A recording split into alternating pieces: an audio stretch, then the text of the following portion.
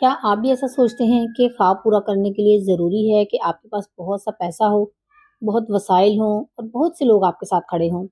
लेकिन हकीकत इसके बिल्कुल बरअक्स है। देखिए, दुनिया की ज़्यादातर कामयाबियाँ किसी बड़ी शुरुआत से नहीं बल्कि एक छोटे से कदम से शुरू होती हैं।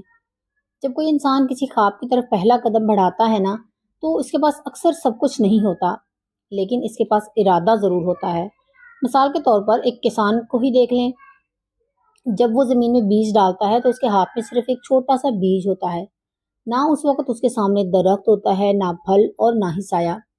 लेकिन वो सब्र करता है, पानी देता है, मेहनत करता है और वक़्त के साथ वही छोटा-सा बीज एक मज़बूत दरख्त बन जाता है, जो फल भी देता है और साया भी। बिल्कुल इसी तरह ज़िंदगी में हर बड़ा ख्वाब एक छोटी-सी शुरुआत से ही जन्म लेता है। चाहे वो आपका यूट्यूब शुरू करने का ख्वाब हो या अपनी ज़िंदगी को इन आदतों से आज़ाद करना, जो आपकी खुशी को छीन लेती हैं। लेकिन एक हकीकत याद रखें, कोई भी कामयाबी एक दिन में नहीं मिलती। ना ही तो आप एक दिन में अपनी ज़िंदगी से नेगेटिव लोगों को ख़त्म कर सकते हैं। असल तब्दीली तब आती है जब आप हर दिन एक छोटा-सा कदम आगे बढ़ाते हैं। शायद आज आपकी वीडियो पर ज़्यादा व्यूज़ ना आएँ, शायद लोग आपको समझ ही ना पाएँ, शायद कुछ लोग आपका मज़ाक भी उड़ाएँ। लेकिन याद रखें, दुनिया में अक्सर लोग आपको आगे बढ़ने का रास्ता नहीं दिखाते।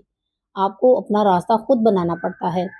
अगर आप हमेशा इस इंतज़ार में रहेंगे ना कि सब हालात ठीक हो जाएँ, लोग आपकी मदद करें या आपको कोई बेहतरीन मौका मिल जाए, तो मुमकिन है कुछ साल बाद भी आप वहीं खड़े रहें जहाँ आज हैं।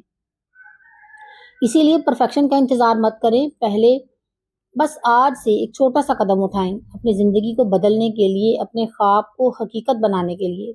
और एक बात हमेशा याद रखें, असल कामयाबी ये नहीं होती कि मनफ़ी लोग आपकी ज़िंदगी से गायब हो जाएँ।